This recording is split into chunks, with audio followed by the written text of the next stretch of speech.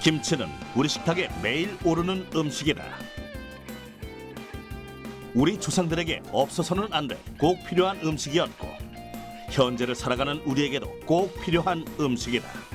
그리고 긴 세월 공존하는 동안 점점 더 다양한 모습으로 변화하고 있다.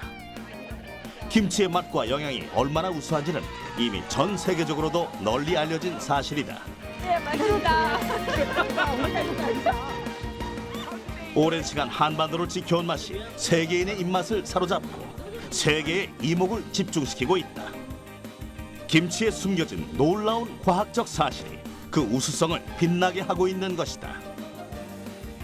김치, 그 똑똑한 속을 들여다본다. 우리에게는 우수성을 인정받은 고유 문화가 있다. 매년 겨울이 다가오기 전 우리는 함께 모여 김장을 담근다. 김장이 1년 양식이라 이랬었어요. 이웃이 모여 겨울에 먹을 많은 양의 김장을 담그는 일은 과거로부터 이어져온 풍습이다. 네, 우리의 전통 문화 김장이 유네스코가 지정하는 인류무형유산에 이름을 올렸습니다. 가족과 이웃이 모여서 함께 김치를 담그고 나눠 먹는 풍습이 세계가 함께 보존해야 할 유산이 된 겁니다. 여러 세대에 걸쳐 전해 내려온 김장은 이웃과 정을 나눌 수 있게 하며 한국인에게 정체성과 소속감을 주는 보이지 않는 문화유산이다. 도시화가 이루어지고 입맛이 서구화가 되었어도 김치만큼은 빠지지 않는 중요한 음식이다. 거의 3,000년 이상 문화를 현재까지도 계속 지속해 오면서 지금도 거의 김장철이 되면 많은 가구들이 한 거의 70% 정도 되는 아직까지도 그 가구들이 공동체를 노동력 때문에 공동체를 형성을 하고 거기서 김치를 담그고 나눠 먹고 하는 문화가 지금까지도 존속이 되고 있다는 거. 그리고 한두 사람 정도의 전수자가 이렇게 전수를 받아서 보존이 되는데 반해서 김치 같은 경우에는 지금도 많은 국민들이 다 참여를 하고 있고 전 국민들이 이제 전수의 대상자가 됐다는 게 굉장히 의미 있는 그런 문화재로서의 가치가 있고요. 별다른 음식이 없던 시절 비타민과 단백질이 풍부한 김장김치는 가장 든든한 영양 공급원이었다. 때문에 늦가을이 되면 주부들은 좋은 배추를 다량으로 구하기 위해 발품을 팔기도 했다. 한편 해마다 가정주부들의 이맛살을 찌푸리게 비싸던 배추무도 금년에 들어 대풍작으로 시내 각 시장에는 배추무의 산을 이루어서 값싸게 살 수 있게 되었습니다. 그렇다면 우리는 언제부터 김치를 먹어왔던 걸까? 우리나라에서 이제 배추는 그것도 조선시대 한참 후기에 이제 재배가 되기 시작했기 때문에 김치의 원형이라고 할 수 있는 절임 채소는 가지, 오이, 무 이 세 가지를 소금이나 장에 절인 형태. 지금으로 보면 거의 뭐 장아찌나 짠지에 비슷한 그런 수준인데요. 그건 우리나라가 농경 문화를 시작했을 때부터라고 추정을 하고 있어서 거의 신석기 때부터라고 추정을 하고 있어요. 그래서 중국도 마찬가지로 이제 고대부터 그러니까 모든 문화권에 사실은 이런 절임 채소는 저장을 위한 목적으로 만들어진 발달된 음식이기 때문에 다 있었을 것으로 보는 거고요. 과학이 발달하기 전 세계 각국의 사람들은 음식의 저장 기간을 늘리기 위해 절임 채소를 만들어 먹었다. 이는 우리의 김치와 비슷한 형태로 보이지만 자세히 들여다보면 차이점을 알 수 있다. 김치는 단순한 절임 채소를 벗어나 다양한 모습으로 진화했고 이는 역사 기록에서도 찾을 수 있다. 고려시대에 쓰인 동국 이상국집을 보면 조상들이 즐겨 먹던 국물김치의 존재를 찾을 수 있다. 동치미와 나박김치 등 국물김치의 등장은 절임 채소 음식 중 매우 독보적인 행보였으며 이는 한국 김치의 우수성을 한층 더 높이는 계기가 됐다. 김치가 보다 과학적인 음식으로 진화한 것이다. 소금량을 줄이면서 물을 조금 더 많이 넣게 되면 유산균 발효는 훨씬 더 잘 되긴 하지만 저장 기간을 늘리기는 힘들거든요. 그래서 이게 굉장히 발효 기술이 필요하고 저장 문화하고도 발달이 되는데 우리나라가 이제 다른 나라 문화권과 달리 이렇게 국물형 김치를 만들기 시작했다는 게 굉장히 좀 독자적인 이런 김치 기술의 하나의 발달을 이룬 계기가 됐다고 할 수 있고요. 이렇게 발달한 김치는 점차 다양한 재료를 활용하게 됐고 다양한 형태로 변화했다. 민족의 혼을 담은 한국의 김치는 수만 가지의 맛을 보유하게 된 것이다.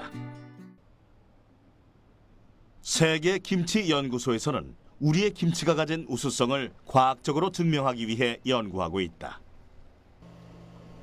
김치의 우수성을 알고 있다면 식탁에 매일 오르는 김치를 그저 밑반찬이라고 여겨서는 안 된다. 김치를 만든 직후보다 적당히 숙성시킨 후가 더 맛이 있는 이유는 무엇일까? 김치는 시간이 지남에 따라 발효가 일어나면서 맛과 영양에 변화가 생긴다. 연구팀은 김치 유산균에서 과학적 사실을 찾아내고 있다. 예, 김치 유산균을 분리를 해서 그 유산균이 무슨 균인지 동정하는 실험을 하고 있습니다. 김치는 발효 음식이다. 발효는 산소가 없는 상태에서 미생물이 탄수화물을 분해하면서 에너지를 얻는 것을 말한다. 이 과정에서 다양한 유산균이 생겨나게 된다. 김치에 들어가는 재료 그리고 만드는 과정 그리고 맛까지도 모든 과학적인 요소가 들어가 있습니다. 우선은 채소를 오랫동안 저장해서 보관해서 먹기 위해서 소금에 절이게 되고요.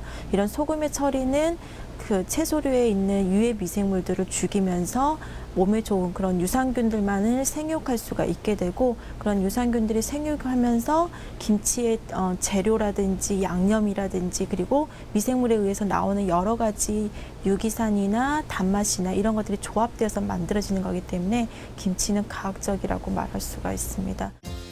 김치 맛의 가장 결정적인 역할을 하는 것은 보관 방법이다. 보관 방법에 따라 김치의 숙성 정도가 달라져 맛과 영양에 큰 차이가 생긴다. 김치를 숙성시킬 때 겨울철 땅속 온도인 5도 정도를 유지하게 되면 유산균이 활발하게 성장해 더 맛있는 김치를 맛볼 수 있다고 한다. 이때 김치를 항아리에 담으면 신선한 맛을 보존할 수 있게 된다. 숨 쉬는 그릇이라 불리는 항아리가 굽는 과정에서 생긴 미세 기공을 통해 공기를 순환시키기 때문이다. 발효라고 하는 것은요, 무산소 호흡을 하는 미생물들이 자신이 가지고 있는 효소를 이용해서 유기물들을 분해하는 과정이라고 볼 수가 있는데요. 우리가 일반적으로 말하는 발효에는 좋은 발효가 있는가 하면 나쁜 쪽으로 나타나는 부패라는 게 있거든요. 발효는 몸에 좋은 것이 나타나는 것을 발효라고 보시면 되고, 부패라고 하는 것은 몸에 안 좋은 유해성을 가지고 있는 것을 부패라고 보시면 됩니다. 김치는 발효 과정에 따라 맛과 영양이 확연히 달라진다.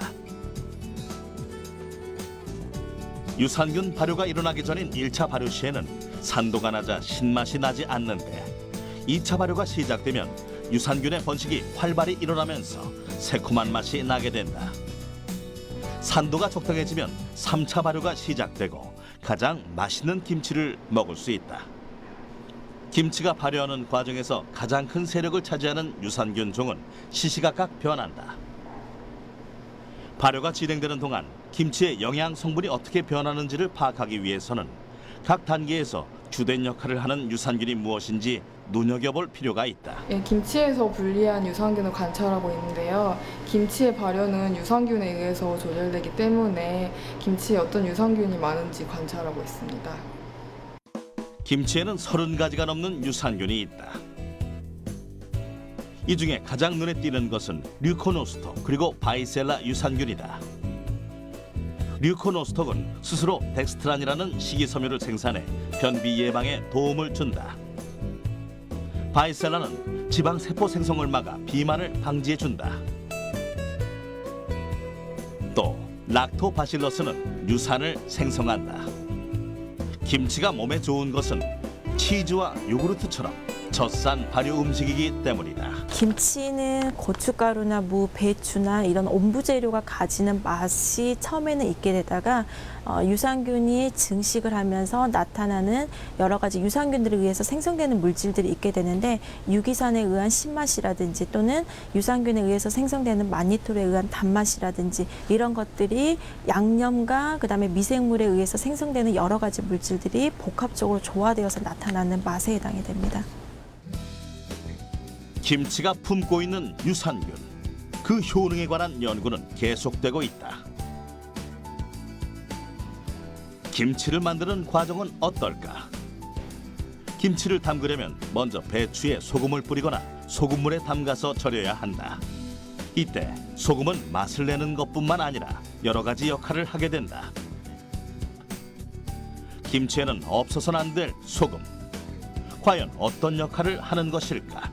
소금의 특징은 짠맛이기 때문에 배추가 이제 절인 배추는 짠맛을 내는 그런 기본적인 특징을 갖게 되고요. 그래서 김치나 이런 것들이 간을 맞추는 그런 역할을 하게 되고, 소금이 들어가면서 잡균의 그런 번식을 억제를 하고, 젖산균 같이 소금을 좋아하는 그런 미생물들의 생육을 선택적으로 이렇게 좋게 하기 때문에 김치처럼 이렇게 발효가 진행될 수 있도록 해서 보존성을 높이는 결과를 볼 수 있습니다. 잡균의 번식을 억제해 부패를 막고 저장성을 높여주는 소금. 예로부터 소금은 해조류나 생선 등 식재료의 보존성을 높이는 데 주로 사용돼 왔다. 소금에 절이면 배추의 보존성은 높아진다. 하지만 맛있게 절이기 위해서는 소금물의 농도를 잘 맞춰야 한다. 소금을 적게 넣으면 식감이 좋지 않고, 많이 넣으면 배추에서 쓴맛이 난다. 잘 절인 배추는 절이기 전보다 흐물흐물해지고 짠맛이 난다. 절여지는 동안 부피가 줄어든 배추. 소금을 만난 배추에게는 어떤 일이 벌어지는 걸까? 배추가 이렇게 소금에 닿게 되면은 배추 밖에 그 소금물의 농도 때문에 배추 속에 있는 수분이 밖으로 빠져나오게 돼서 이렇게 조직이 흐물흐물해지는 현상을 볼 수가 있습니다. 이러한 현상의 원리는 이제 삼투압의 원리라고 할 수 있는데요. 물질은 농도가 높은 곳에서 낮은 곳으로 이동해 그 차이를 줄이려는 성질이 있다. 소금물에 넣어둔 배추의 속은 소금물보다 농도가 낮기 때문에 물이 바깥으로 빠져나오게 되는 것이다. 배추가 소금을 만났을 때 또 어떤 일이 일어날까?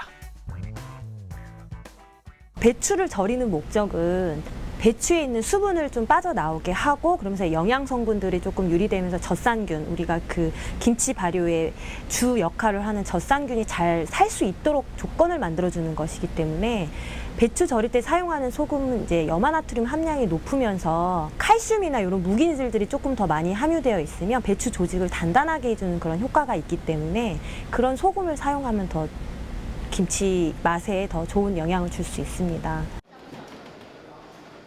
맛도 좋고 영양가도 높은 김치를 먹고 싶다면 좋은 재료를 잘 골라야 한다. 일반적으로 김치는 배추와 무를 주재료로 하고 파, 마늘, 생강, 고춧가루 등을 부재료로 만든다. 김치가 영양학적으로 우수한 평가를 받는 데는 항암 효과가 뛰어나다고 알려진 마늘을 비롯해 몸에 좋은 재료들을 사용하기 때문이다.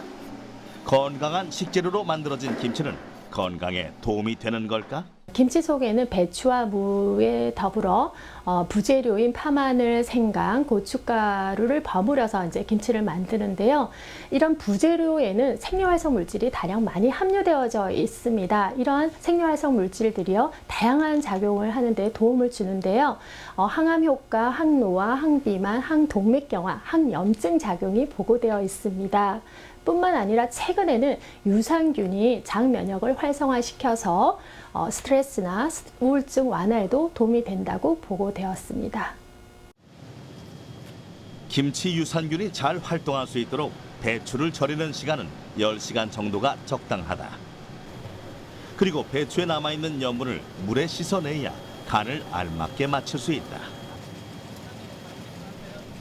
김치의 주재료인 배추는 95% 정도가 수분으로 이루어져 있고 칼로리가 낮아 많이 먹어도 살이 찌지 않는다. 배추에는 카로틴 성분이 들어있는데 카로틴은 우리 몸에 들어가 눈에 좋은 비타민 A로 작용한다. 또 비타민 C도 많이 함유되어 있어 대장암 예방에 도움이 된다고 알려져 있다. 김치 주재료인 배추와 무에는 다른 채소처럼 칼륨이 많이 함유되어져 있습니다.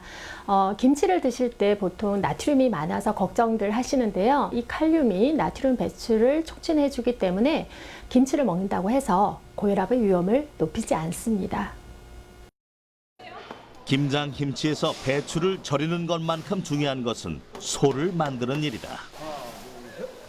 소의 주 재료인 무에는 인과 칼슘이 들어있고 사과의 7배가 넘는 양의 비타민 C가 들어있다. 비타민이 부족하기 쉬운 겨울철에 꼭 필요한 영양소라고 할 수 있다. 김치의 양념에는 건강한 재료만 들어간다. 먼저 항암과 면역에 도움이 되는 알리신 성분이 들어있는 마늘과 해열과 진통에 효과가 있고 소화 기능과 혈액순환을 촉진시키는 생강이 들어간다. 김치에 붉은 빛을 더하는 고추, 대사작용을 활발하게 하는 캡사이신과 비타민 A, B, C가 골고루 들어있다.